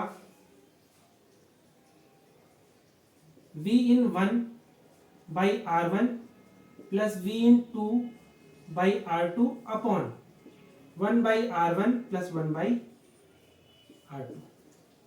ठीक है, इसे इक्वेशन नंबर 1 बोल सकते हो। ठीक है, और यहां तक पॉज करके नोट कर लो। एक्चुअली मैंने इक्वेशन नंबर 1 इसको बोल रखा है, तो आप इसे इक्वेशन नंबर 2 बोलोगे और उसके बाद क्या लिखोगे वो देख लेते हैं। ठीक है, आप चाहो तो इस इक्वेशन को और दूसरी तरह से भी लिख सकते हो। ठीक है, वैसे तो मैं चाहूंगा कि आप ये तरीका ही याद रखो, भले कॉम्प्लेक्स है लेकिन यही तरीका आपको आगे भी यूज करोगे तो ज़्यादा अच्छा रहेगा। क्यों, बाद में बताऊंगा। पहले इसको और सिंप्लीफाई भी कर सकते हैं, यानी V1 को आप ऐसे भी लिख सकते हो, ऊपर नीचे मल्टीप्लाई करेंगे तो ये हो जाएगा R2 V1 plus R1 V upon क्या हो जाएगा R1 R2। ठीक है, ये तो ऊपर हुआ, अपॉन नीचे क्या हो जाएगा R1 plus R2 upon R1 R2। ठीक है, तो ये दोनों टर्म्स कैंसिल आउट हो गए और V1 की एक और वैल्यू आपको मिल गई, क्या मिली R2 R1 plus R2 V1 plus R1 plus R2 V2। ठीक है, या इसको कुछ बुक में ऐसे भी लिखते हैं। ठीक है, मतलब कहने का मतलब क्या है कि इसके कई सारे एक्सप्रेशन है। ठीक है, या इसको ऐसे भी लिख सकते हो, V1 की वैल्यू ये हो गई R2 V1 plus R1 V2 upon R1 plus R2। मैं बस कहना ये चाह रहा हूं, मैं कहना क्या चाह रहा हूं कि इस इक्वेशन नंबर 2 को आप ये 3 तरीकों से लिख सकते हो, तो कंफ्यूज नहीं होना है। यानी V1 की वैल्यू आप ऐसे भी लिख सकते हो जो मैंने पहले लिखी थी। ठीक है, V1 की वैल्यू क्या लिखी थी, V1 by R1 V2 by R2 upon 1 by R1 plus 1 by R2। तो ये सब V1 की वैल्यू है। तो अगर मैंने इसे इक्वेशन नंबर 2 लिखा है तो इसको भी आप इक्वेशन नंबर 2 ही लिखो। मैं किसी भी इक्वेशन नंबर 2 का यूज कर सकता हूं, यानी मुझे जब भी V1 की वैल्यू पुट करनी होगी कहीं पे भी, तो मैं इनमें से किसी एक वैल्यू को पुट कर सकता हूं। मैंने बस बता दिया कि इसी को आप सिंप्लीफाई करके ऐसे लिख सकते हो या इसी इक्वेशन को सिंप्लीफाई करके ऐसे लिख सकते हो। तो ये आपकी चॉइस है, आप कैसे लिखना चाहते हो। ठीक है, तो जैसे ही आप इन तीनों इक्वेशन को लिख लोगे उसके बाद आप क्या करोगे,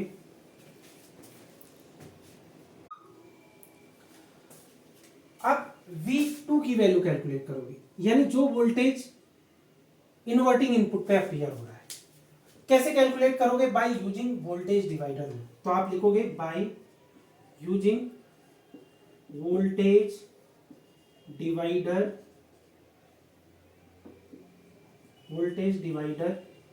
rule we can calculate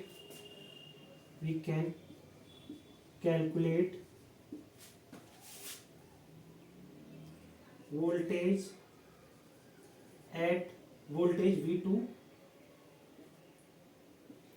at inverting input of op amp। ठीक है, वोल्टेज डिवाइडर रूल क्या है, शॉर्टकट में समझा देते हैं। दो रेजिस्टेंस के बीच में वोल्टेज निकालना है जब एक रेजिस्टेंस ग्राउंड पे हो, यानी R2 अगर ग्राउंड पे है, R1 पे अगर हमने वोल्टेज V दिया है, ठीक है, अभी के लिए VO दिया है, तो यहाँ इन दोनों रेजिस्टेंस के बीच में वोल्टेज क्या हो जाएगा, उसका फॉर्मूला होता है, यानी इन दोनों रेजिस्टेंस के बीच में जो वोल्टेज अपीयर होगा उसका फॉर्मूला होता है V is equal to R2 R1 plus R2 multiply by VO। ये वाले फॉर्मूले का यूज करोगे। कैसे फॉर्मूला बनाए, जो रेजिस्टेंस ग्राउंड पे है उसको ऊपर रखना है, दोनों रेजिस्टेंस का सम रखना है और जो वोल्टेज मिल रहा है उसका मल्टीप्लाई करना है। तो अगर मैं यहाँ पे अप्लाई करूं तो देखो ये रेजिस्टेंस है ग्राउंड पे और ये रेजिस्टेंस वोल्टेज की तरफ है और ये वो वोल्टेज है जो हमें कैलकुलेट करना है।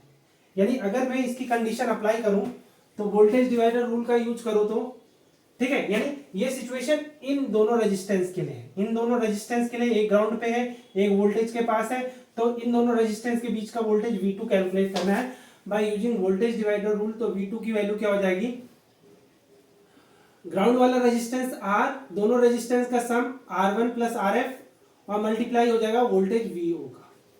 यानी यहां से मैं वोल्टेज VO को कैलकुलेट कर सकता हूं, वो क्या हो जाएगा R plus RF upon R।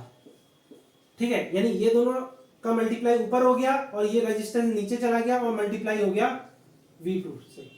तो यहां से हमें क्या पता चला कि VO इज इक्वल टू हो जाएगा, देखो R अपॉन आर यानी 1 plus RF upon R, RF upon R multiply किससे हो जाएगा, V2 से। ठीक है, इसे इक्वेशन नंबर आप थर्ड लिख सकते हो और यहां तक पहुंच करके नोट करना। फिर आप आगे नोट्स में लिखोगे as we assume that, as we have assumed that op-amp is an ideal op-amp, so it satisfy the condition of virtual short circuit, है ना। अगर ये आइडियल ऑपरेशनल एम्पलीफायर है तो इसका वोल्टेज V1 V2 के इक्वल होगा, है ना। Then equation third can be written as, तो इक्वेशन नंबर थर्ड में हम V2 की जगह V1 भी लिख सकते हैं, implies that VO is equal to 1 plus RF upon R1 multiply by V1, और V1 की मैंने 3 वैल्यू लिखी थी। ठीक है, देखो तीनों यहाँ पे लिख देते हैं। V1 की वैल्यू फटाफट मैं यहाँ V1 की तीनों वैल्यू लिख ले रहा हूँ। ठीक है, तो V1 की वैल्यू मैंने इक्वेशन नंबर 2 में कैलकुलेट की थी। वैसे तो मैंने ये 3 एक्सप्रेशन कैलकुलेट करे थे, बट मैं यहाँ पे आप चाहो तो तीनों एक्सप्रेशन पुट कर सकते हो यहाँ पे। ठीक है, मैं क्या करूंगा, V1 का ये वाला ऊपर वाला एक्सप्रेशन पुट करूंगा। ठीक है, तो V1 का ऊपर वाला एक्सप्रेशन पुट करोगे तो VO इज इक्वल टू क्या हो जाएगा, 1 plus RF by R1 multiply by V1 यानी V(1) upon R1 plus V(2) by R2। ठीक है, अपॉन में क्या हो जाएगा, 1 by R1 plus 1 by R2। ठीक है, अब हमें R1 R2 RF, ठीक है, ये R1 होगा, R होगा। ठीक है, यहाँ पे ध्यान देना, ये R होगा। ठीक है, RF बाई R, ये क्या होगा, RF बाई R। ठीक है, और यहाँ R1 R2। ठीक है, अब हमें R1 R2 और RF की ऐसी वैल्यू सेट करनी है कि रिजल्ट क्या है, VO equal to V(1) and V(2). अब ऐसा कैसे होगा, तो आप पहले लेट, क्योंकि आपने ही तो सारे रेजिस्टेंस अज्यूम किए हैं, R1 R2 RF आपने अज्यूम किया है, तो आप उनकी वैल्यू कुछ भी सेट कर सकते हो। तो मैंने सेट कर दिया R equal to R1 equal to R2 equal to RF, यानी सबको मैंने इक्वल अज्यूम कर लिया। तो इससे होगा क्या, देखो सबके जगह मैं R लिख सकता हूं, तो VO इक्वल टू क्या हो जाएगा, 1 by R upon R multiply by V(1) upon R plus V(2) upon R upon 1 by R plus 1 by R। ठीक है, तो कैलकुलेशन आगे मैं यहां कर देता हूं,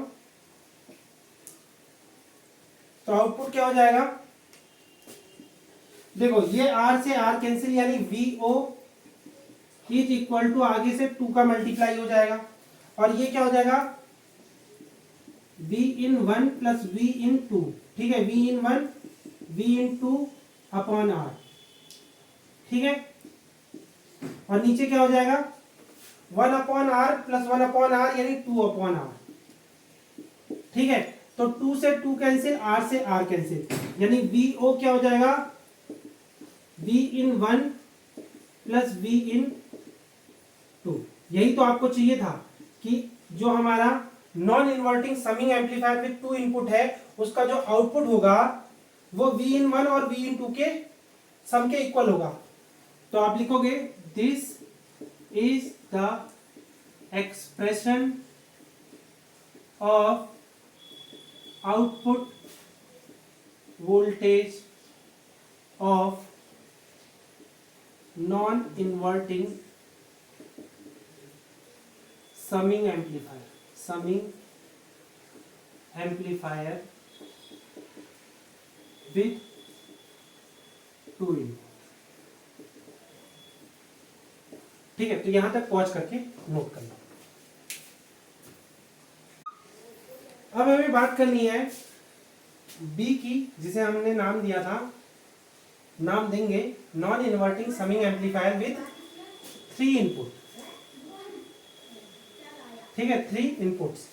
तो ये कैसे बनाएंगे? अगेन हमें कुछ नहीं करना है, V in1 V in2 के साथ एक और वोल्टेज V in3 को ऐड कर देना है विद रेजिस्टेंस R3। ठीक है, इसमें क्या करंट फ्लो होगा? यहाँ I1, यहाँ I2 और यहाँ पे I3 करंट फ्लो होगा। ठीक है, इस तरह से हमें ऐड कर देना है, कुछ नहीं करना है। तो जो टोटल करंट आई होगा वो क्या होगा? सम होगा। तो अब इसके नोट्स आप खुद बना लेना, जैसे कि मैंने अब तक सिखाया है आपको बनाना। तो आप सीधे लिखोगे यूजिंग किरचॉफ्स करंट लॉ। ठीक है, यानी KCL का यूज करोगे तो आपको पता चलेगा I1 plus I2 plus I3 is equal होगा I के। For ideal op-amp input current must be zero, that is input current क्या है? इसके लिए I ही तो है, तो I की वैल्यू 0 होगी। यानी यहां से क्या पता चलेगा? I1 plus I2 plus I3 का जो सम होगा वो 0 होगा। अच्छा, I1 I2 I3 किसके वजह से फ्लो हो रहा है? वोल्टेज डिफरेंस की वजह से। तो उसकी वैल्यू क्या होगी? यानी हमें पता है I1 की वैल्यू क्या होगी? V1 voltage, I1 current V1 V in1 और V1 के डिफरेंस की वजह से फ्लो हो रहा है, तो उसका फॉर्मूला क्या बन जाएगा? I1 की वैल्यू हो जाएगी V in1 minus V1 upon R1। I2 की वैल्यू क्या हो जाएगी? V in2 minus V1 upon R2। I3 की वैल्यू क्या हो जाएगी? V in3 minus V1 upon R3। अगर आप इसे इक्वेशन नंबर 1 बोलोगे तो देन इक्वेशन 1 बिकम्स, तो इक्वेशन नंबर 1 क्या हो जाएगी? वैल्यू ये सब पुट कर दो तो क्या हो जाएगा? V in1 minus V1 upon R1। ठीक है, राइटिंग बहुत खराब बन रही है तो मैं बोल रहा हूं, आप लिखते रहना। ठीक है, V in2 minus V1 upon R2 plus V in3 minus V1 upon R3 is equal to 0।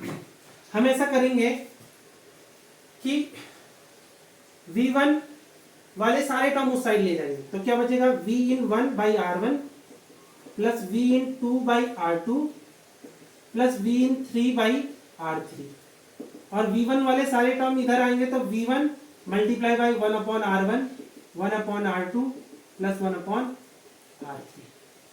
यानी मैं यहाँ V1 की वैल्यू साइड में लिख देता हूँ क्योंकि अभी चाहिए। तो V1 की वैल्यू क्या हो जाएगी? V1 की वैल्यू जस्ट आपको क्या करनी है? ये वाले टर्म को नीचे भेज देना। तो यानी V in1 by R1 plus V in2 by R2 plus V in3 by R3 को आप डिवाइड कर दोगे 1 बाई R1 से, 1 अपॉन R2 से, प्लस 1 अपॉन R3 से। इस टर्म से डिवाइड कर दोगे और इसे आप इक्वेशन नंबर 2 बोलोगे और यहां तक पॉज करके नोट कर लोगे। मैं मिटा रहा हूं। ठीक है,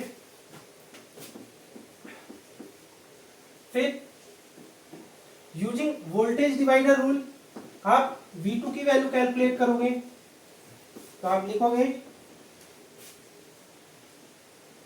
now using voltage divider rule, voltage divider rule we can calculate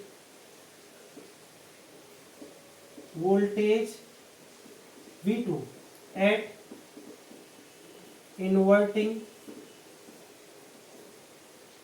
input terminal of op amp। कैसे कैलकुलेट कर सकते हैं V2 को? मैंने बताया था पिछले ही केस में। V2 इज इक्वल टू हो जाएगा R, ठीक है, upon R plus RF multiply हो जाएगा किससे? VO से। यहां से आपको VO की वैल्यू कैलकुलेट करनी है। तो VO बराबर हो जाएगा R plus RF by R, ठीक है, मल्टीप्लाई बाई V2। या आप वीओ को ऐसे बना सकते हैं, VO is equal to 1 plus, क्योंकि आर अपॉन आर यानी 1 R F by R multiply by V two. ठीक है, अब आपने एक पढ़ा है, क्या नाम है, using concept of virtual short circuit.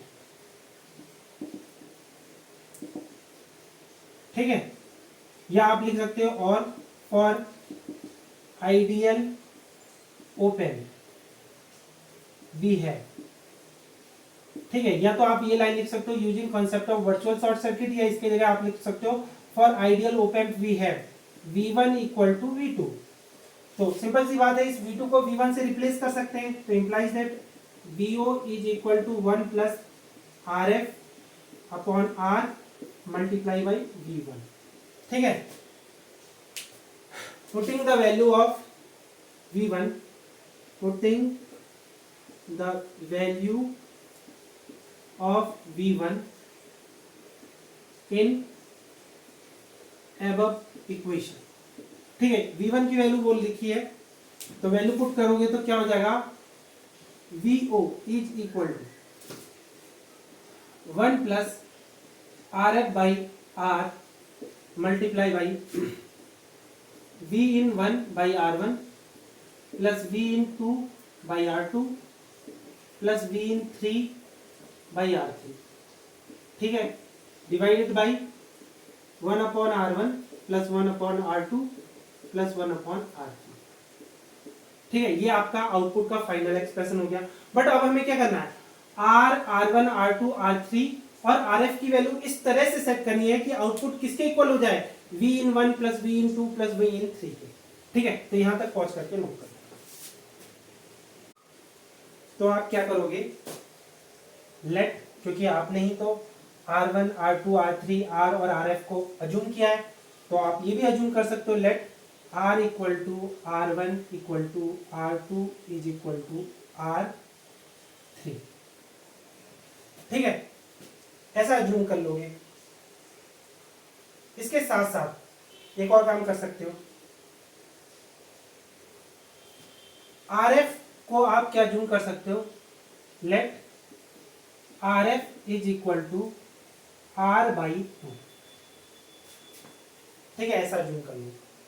इससे क्या होगा, अब वैल्यू पुट कर लो। ठीक है, यानी ये चीजें आपको अज्यूम करनी है, यानी R1, R2, R3 R की इक्वल है।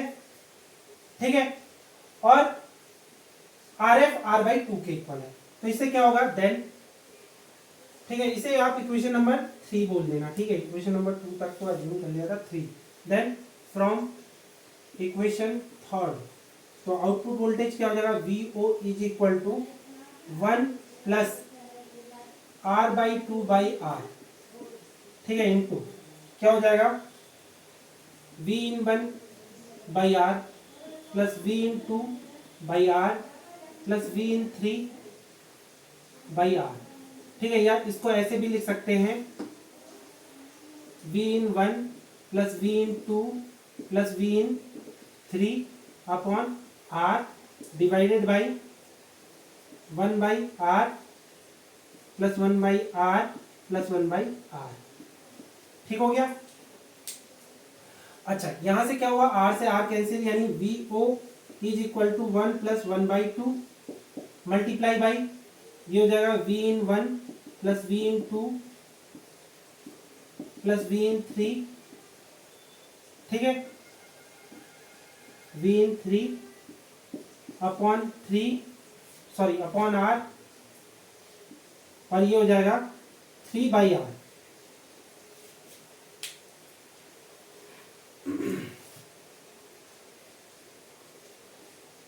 सही है,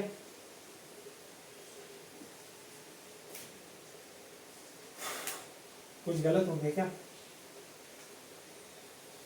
हाँ गलत हो गया। ऐसा करते हैं, R equal to RF by 2 कर देते हैं।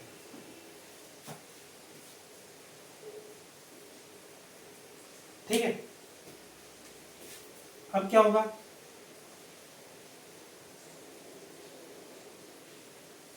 तो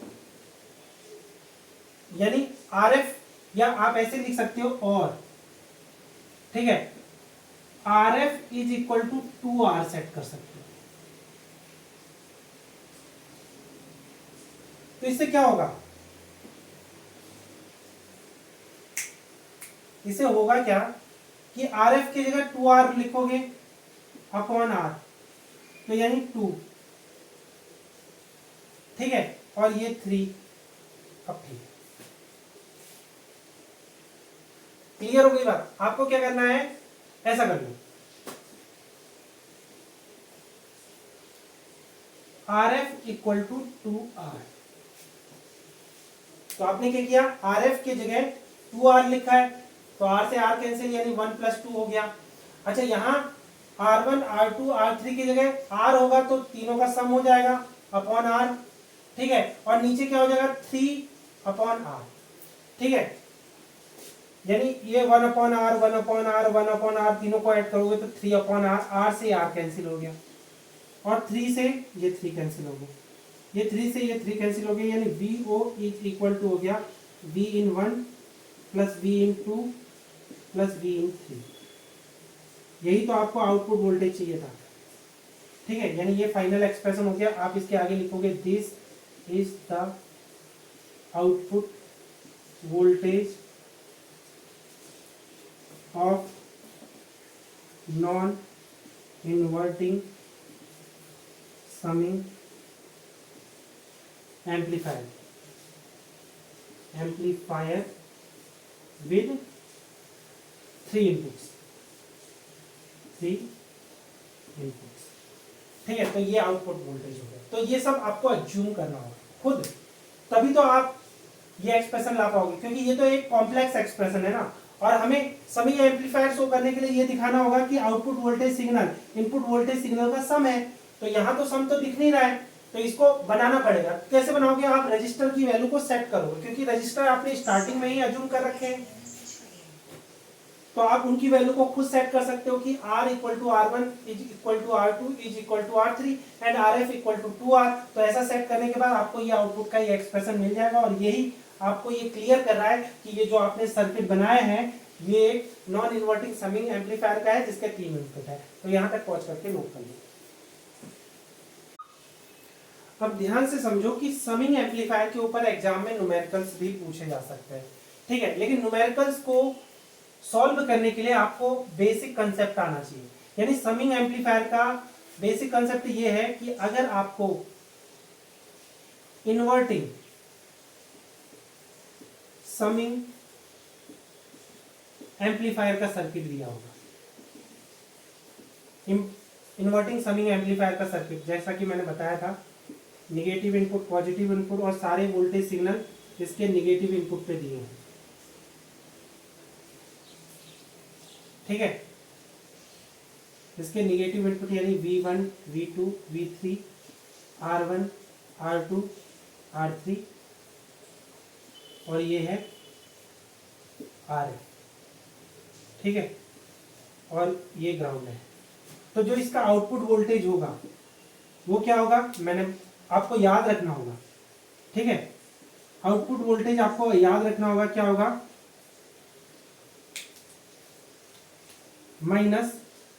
-RF/R1, ठीक है, V1 + RF/R2 V2, ठीक है। वैसे मैंने इसे V(1) V(2) V(3) बोला है, तो ऐसे लिख लेते V(1) V(2) V(3), तो आप इसको लिख सकते हो RF/R1 V(1), RF/R2 V(2) + RF/R3 V(3).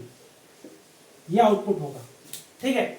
ये किसके लिए है, फॉर 2 इनपुट, फॉर 3 इनपुट।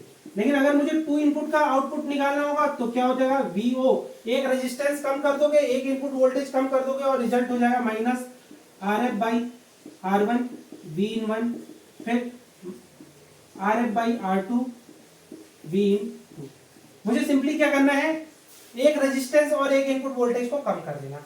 ये किसके लिए है, फॉर 2 इनपुट ठीक है, तो ये इन्वर्टिंग समिंग एम्पलीफायर हो गया। ठीक है, अगर नॉन इन्वर्टिंग समिंग एम्पलीफायर आएगा, इसको पॉज करके नोट कर लो, तो आपको ये एक्सप्रेशन याद रखने हैं, याद रखना।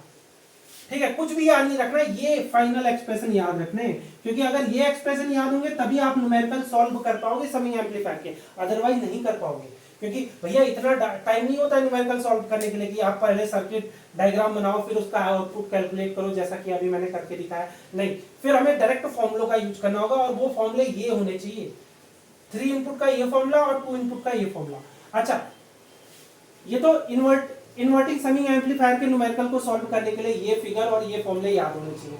ठीक है, पॉज करके नोट कर लो। लेकिन अगर नॉन इन्वर्टिंग की बात करें,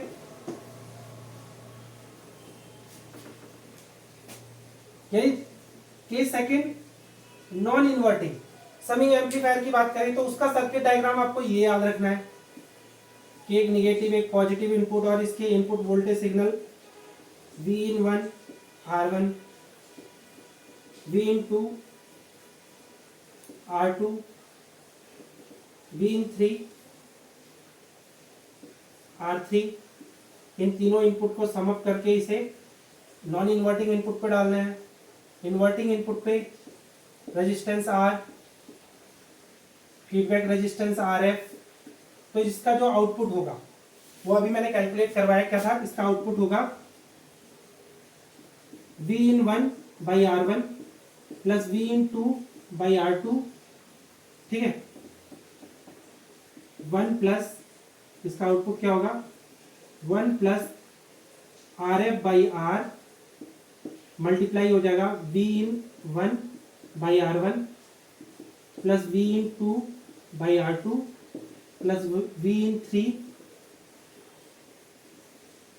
by R3, ठीक है, divided by 1 by R1 plus 1 by R2 plus 1 by R3। Clear हो गई बात, ये फॉर्मूला याद रखना है। अच्छा, ये क्या है फॉर 3 इनपुट्स, 3 इनपुट के लिए आपको ये फॉर्मूला याद रखना है। लेकिन अगर मैं 2 इनपुट का केस बनाऊं तो आपको क्या करना है, एक इनपुट और एक रेजिस्टेंस को रिमूव कर देना है। तो जो आपका आउटपुट होगा VO equal to 1 by RF by R multiply हो जाएगा Vin1 by R1 plus Vin2 by R2 divided by 1 by R1 plus 1 by R2। ये मेन फॉर्मूले हैं अगर आपको नॉन इन्वर्टिंग समिंग एम्पलीफायर के न्यूमेरिकल सॉल्व करने हैं, तो ये फॉर्मूले भी आपको याद होने चाहिए। तो इनके ऊपर किस तरह से न्यूमेरिकल आएंगे और उनको कैसे सॉल्व करना है शॉर्टकट तरीके से, उसको समझाता हूँ। ठीक है, तो यहाँ तक पहुँच करके नोट करें। तो पहला क्वेश्चन है calculate the output voltage of following summing amplifier. आपको समझ में आ रहा है ये फॉलोइंग समिंग एम्पलीफायर कौन सा है, एक इन्वर्टिंग समिंग एम्पलीफायर है। और इन्वर्टिंग समिंग एम्पलीफायर का फॉर्मूला अभी मैंने आपको बताया था, क्या था, ठीक है, वो उसका फॉर्मूला था minus RF by R1 Vin1 plus RF by R2 Vin2 plus RF by R3 Vin3। बस आपको फॉर्मूला अप्लाई करना है, क्योंकि आपको आउटपुट कैलकुलेट करना है तो आपको पता होना चाहिए। अब अज्यूम कर लेते हैं ये Vin1 है, ये Vin2 है, ये Vin3 है, तो ये R1 हो गया, ये R2 हो गया और ये R3 हो गया। तो यानी Vin1 की वैल्यू हो गई 2 वोल्ट, Vin2 की वैल्यू क्या हो गई 3 वोल्ट, Vin4 की 3 की वैल्यू क्या हो गई 1 वोल्ट। अच्छा, R1 की वैल्यू हो गई 1 किलो ओम, R2 की वैल्यू हो गई 2 किलो ओम, R3 की वैल्यू क्या हो गई 3 किलो ओम, ठीक है, और RF की वैल्यू क्या हो गई 12 किलो ओम। अप्लाई कर दें तो VO equal to minus RF यानी 12 अपॉन R1 यानी 1 और V1 यानी इंटू 2 प्लस, ठीक है। कैलकुलेशन अगर मैं गलत कर दूं तो आप सही कर लेना, ठीक है, मेरा काम है सिर्फ मेथड समझाना, तो मैं मेथड समझा रहा हूं। फिर क्या होगा RF यानी 12, R2 यानी 2 और Vin2 यानी 3, ठीक है, प्लस RF यानी 12, R3 यानी 3 और वी इन 3 यानी 1। ठीक है, देख लेते हैं। देखो V1 V in 1 2, V in 3 V in 2 3 volt और वी इन 3 1 वोल्ट। ठीक है, R1 की वैल्यू 1, R2 की वैल्यू 2, R3 की वैल्यू 3। अच्छा, क्या हो जाएगा, VO की वैल्यू हो जाएगी -12 इंटू 2 प्लस ये क्या हो जाएगा 6 इंटू 3 प्लस ये क्या हो जाएगा 4 इंटू 1।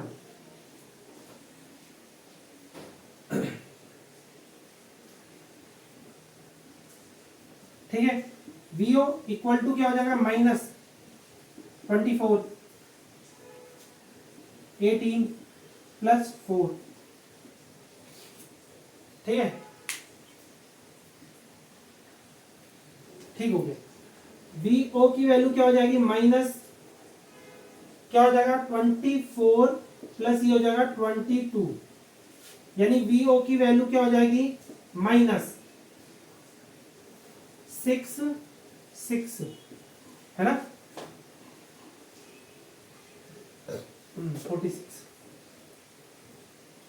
46 वोल्ट, वो भी निगेटिव। ये आपका आंसर है।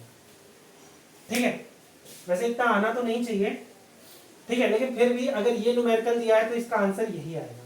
ठीक है, तो यहां तक पहुंच करके नोट करना।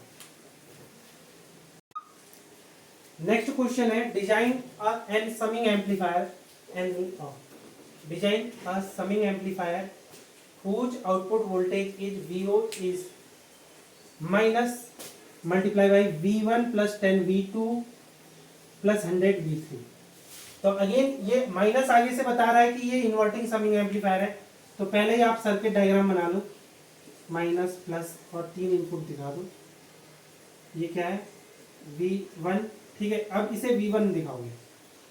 ठीक है, फिर दूसरा V2, फिर तीसरा V3 और इन तीनों ही इनपुट को आप इससे कनेक्ट कर दोगे इसके इन्वर्टिंग इनपुट से, और ये हो गया RF।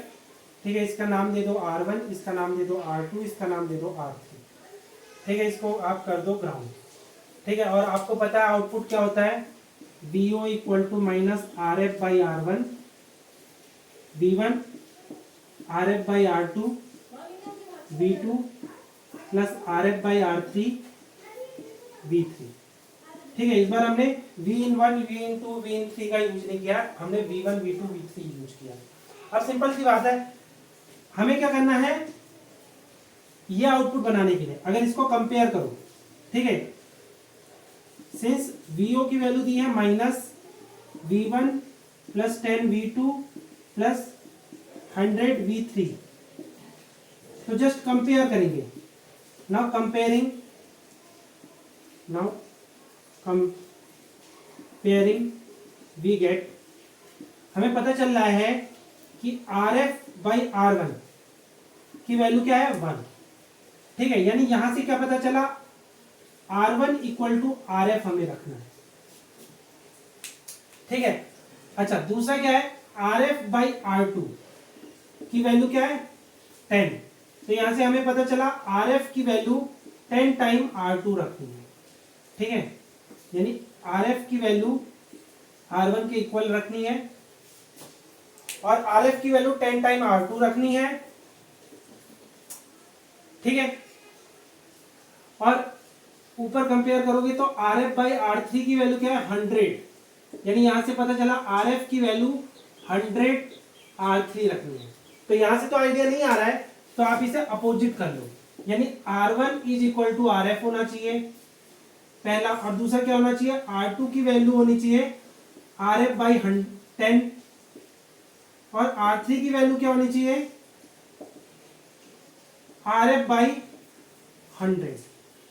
तो ऐसा करते हैं, अब हमें डिजाइन करना है, तो डिजाइन करने का मतलब पहले ही मैं RF की वैल्यू 100 किलो ओम रख देता हूं। तो इससे क्या होगा कि R1 की वैल्यू RF के इक्वल होनी चाहिए, यानी R1 की वैल्यू क्या हो गई 100 किलो ओम। अच्छा, R2 की वैल्यू क्या RF बाई 10 होगा, यानी R2 की वैल्यू क्या हो जाएगी, R2 की वैल्यू हो जाएगी 10 किलो ओम,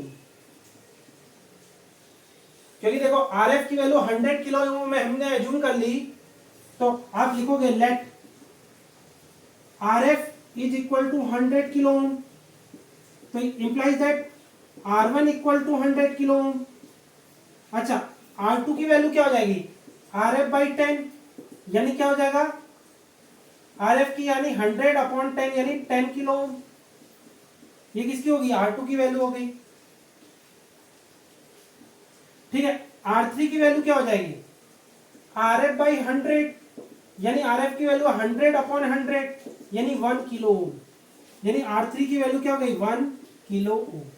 तो देखो हमने डिजाइन कर दिया, हमने ओपैम्प का ऐसा सर्किट डिजाइन कर दिया है जिसका आउटपुट ये एक्सप्रेशन मिलेगा।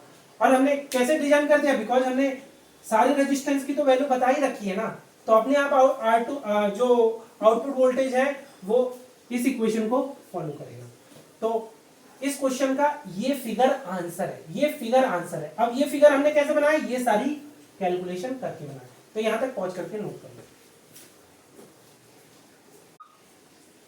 इस वीडियो का ये लास्ट क्वेश्चन है।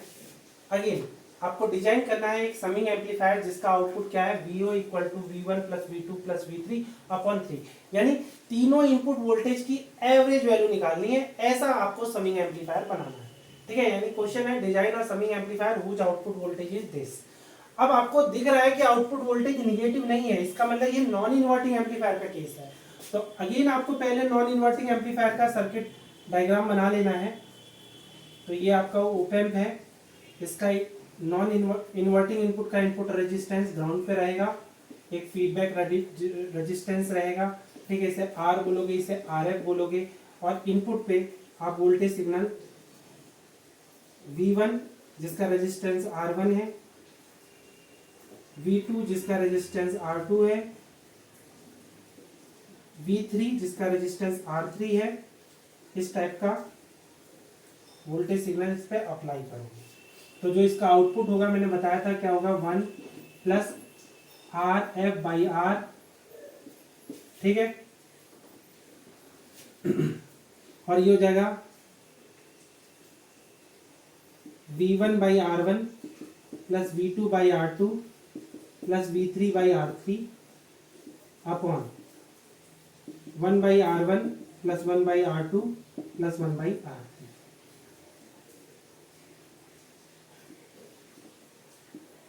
ठीक है, तो आपको क्या करना है, R1 R2 R3 R और RF की वैल्यू ऐसे सेट करनी है कि आपको ये वैल्यू मिल जाए। अच्छा एक बात बताओ, सिंपल सी बात है, अगर मैं R1 equal to R2 equal to R3 assume कर लूं कि वो फॉर एग्जांपल R0 है, तो क्या हो जाएगा, तो VO क्या हो जाएगा, VO is equal to 1 by RF by R multiply किसका हो जाएगा, V1 plus V2 plus V3 divided by R0 upon ये हो जाएगा 3 अपॉन R0, है ना। अरे ये सब R0 है तो 1 upon R0 plus 1 upon R0 plus 1 upon R0 यानी 3 अपॉन R0, R0 से R0 कैंसिल हो गया। ठीक है, तो क्या हो जाएगा, ये VO is equal to 1 by RF by R। ठीक है, ये हो जाएगा V1 plus V2 plus V3 upon 3। ठीक है, आपको क्या करना है, अब सिर्फ इस वाले टर्म को 1 बनाना है। अब 1 कैसे बनेगा, इसको आपको 0 अज्यूम कर लेना है। क्लियर हो गई बात। ठीक है, इसको 0 अज्यूम कर लेना है, और इन तीनों रेजिस्टेंस को आप 1 किलो ओम 1 किलो ओम, ठीक है, यानी मैं यहां साइड में वैल्यू पुट कर दे रहा हूं, पुटिंग, ठीक है, putting R1 equal to R2 equal to R3 equal to R0 जिसे हम 1 किलो ओम पे सेट कर रहे हैं। तीनों की वैल्यू क्या है, 1 किलो ओम है। ठीक है, और RF की वैल्यू 0 सेट कर रहे हैं। ठीक है, तो इसका जो फिगर होगा, मतलब वैसे तो आपको ये फिगर बनाना होगा और यहाँ RF की वैल्यू 0 सेट करनी होगी, बट इसका जो एग्जैक्ट फिगर होगा, आप चाहो तो ये क्वेश्चन का आंसर ऐसा लिखोगे, ठीक है, आर एफ की वैल्यू 0 हो जाएगी, यानी वीओ की वैल्यू क्या हो जाएगी, V1 plus V2 plus V3 upon 3, ऐसा बनाओगे। बट इसका एग्जैक्ट फिगर क्या होगा, आपको ये वाला टर्म दिखाना ही नहीं होगा और ये वाला रेजिस्टेंस भी नहीं दिखाना होगा, यानी ये इसका एग्जैक्ट फिगर होगा, क्योंकि इसमें आपको दिख रहा है आर एफ की वैल्यू 0 होगी। क्योंकि आर एफ की वैल्यू 0 है तो सिंपल सी बात है, इधर रेजिस्टेंस दिखाओ ना दिखाओ फर्क क्या पड़ता है, अरे सीधी सीधी बात है, आर एफ की वैल्यू अगर 0 हो गई तो 0 अपॉन आर कुछ भी कर लो तो रहेगा तो 0, तो ये वाला रेजिस्टेंस दिखाने की जरूरत नहीं है, तो सर्किट सिंपल ऐसा बनेगा। यानी समिंग एम्पलीफायर जिसका आउटपुट वोल्टेज ऐसा हो, उसका सर्किट सिंबल, उसका सर्किट डायग्राम ऐसा होगा, और उस सर्किट डायग्राम में इन तीनों ही रेजिस्टेंस की वैल्यू या तो 1 किलो ओम रखो या 10 किलो ओम रखो या 100 किलो ओम रखो, तीनों रेजिस्टेंस की वैल्यू सेम होनी चाहिए। कंफ्यूजन ना हो तो एक और क्वेश्चन करा देता हूं, ठीक है, इसको पॉज करके नोट कर लो, जस्ट कंफ्यूजन ना हो इसके लिए, ठीक है। मैं इसे अब कर रहा हूं 6 नहीं है, इसे कर देते हैं, इसे और सिंपल बना देते हैं, इसे 2/3 कर देते हैं, 2/3 या 5/7, ठीक है, ज्यादा कॉम्प्लेक्स बना देते हैं, V1 plus V2 plus V3, ऐसा कर देते हैं। क्लियर हो गई बात। अगर ऐसा क्वेश्चन आए तब क्या करोगे, तो आगे आप वही, ठीक है, अब नया क्वेश्चन है, ठीक है, अब नया क्वेश्चन है और मैं इसको मिटा रहा हूं। अब इस क्वेश्चन को सॉल्व करने के लिए आप क्या करोगे, ठीक है, इस क्वेश्चन को सॉल्व करने के लिए अगेन आप पहले नॉन इन्वर्टिंग समिंग एम्पलीफायर बनाओगे इस तरह से, ठीक है, ये आर हो गया, ये आर एफ हो गया, ठीक है। अब अगेन अगर ये तीनों डायरेक्टली ऐड हो रहे हैं तो अपने आप ये अंडरस्टैंडिंग होनी चाहिए कि R1 equal to R2 equal to R3 equal to R0 आपको करना है, तो अपने आप आउटपुट क्या हो जाएगा, VO is equal to 1/RF, ठीक है, इसका सॉल्यूशन करा रहा हूं, अपॉन R मल्टीप्लाई बाई क्या हो जाएगा, V1 plus V2 plus V3 upon R0, upon ये क्या हो जाएगा 3/R0, ठीक है, R0 से R0 कैंसिल आउट हो जाएंगे, यानी अब आपके पास क्या बचा, VO 1 plus RF by R, और ये हो जाएगा V1 plus V2 plus V3 upon 3। अच्छा, अब मुझे क्या करना है, देखो इस 3 से किसका मल्टीप्लाई करें कि 5/7 रिजल्ट आए,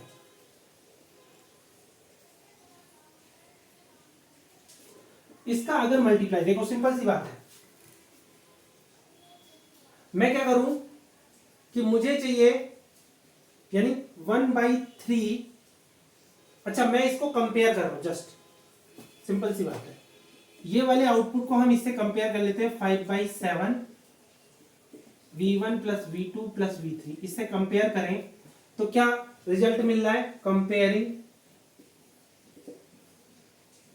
बोथ इक्वेशन वी गेट, हमें क्या रिजल्ट मिल रहा है वो देखो, देखो सिंपल सी बात है, 5/7 इक्वल होना चाहिए 1 plus RF by R multiply by 1/3, 3 को ऊपर भेज दो, 15/17 1 प्लस RF बाई R, अच्छा 1 को उस साइड भेज दो, यानी RF बाई R इक्वल किसके हो जाएगा, 15/17 माइनस 1, यानी 15/7 माइनस 15/7, 15 माइनस 7/7, 8/7, ठीक है, यानी सिंपल सी बात है, यानी यहां से क्या पता चला, ठीक है, मैं सिर्फ मेथड समझा रहा हूं, कैलकुलेशन अगर गलत हो जाए तो आप खुद सही कर लेना, कोई प्रॉब्लम तो नहीं है।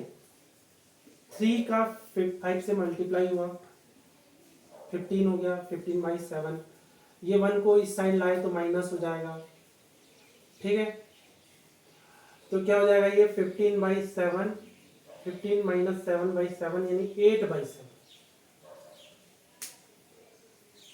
8/7, ठीक है, यानी यहां से क्या पता चला कि आर एफ अपॉन आर की वैल्यू क्या हो जाएगी, ऐसे रेशियो में सेट होनी चाहिए कि 8/7 आना चाहिए। यानी यहां से ये पता चल जाए, यानी यहां से क्या पता चल जाए कि R F is equal to क्या होना चाहिए,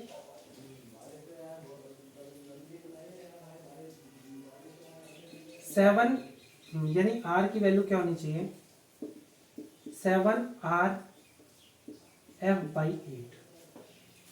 ठीक है, तो आर एफ फॉर एग्जाम्पल हम क्या कर लेते हैं 800। ठीक है, यानी यहां ये हमारे पास रिजल्ट होना चाहिए। तो अभी के लिए मैं क्या कर रहा हूं, यानी हमें तो आंसर बताना है। ठीक है, तो मैंने ये वाला जो रिजल्ट है वो यहां नोट कर दिया है। ठीक है, यानी RF/R बराबर 8/7, यानी RF/R इक्वल टू 8/7 वहां लिख दिया। इसको मैं मिटा दूं, तो क्योंकि हमें डिजाइन करना है, तो डिजाइन करना है यानी आपको रेजिस्टेंस की वैल्यू बतानी होगी, यानी R1 R2 R3, जिसे मैं R0 बोल रहा हूं फॉर एग्जांपल, उसे 1 किलो ओम ही सेट करना है, बिकॉज इसको हमें डायरेक्टली ऐड करना है बिना किसी मल्टीप्लिकेशन के, तो सबको इक्वल रखना है। इसे 1 किलो ओम कर सकते हो, 10 किलो ओम कर सकते हो, 100 किलो ओम कर सकते हो, ये आपकी चॉइस है। अच्छा, अब मैं RF को 80 किलो ओम सेट कर रहा हूं, तो आर क्या हो जाएगा, RF को मैं क्या कर रहा हूं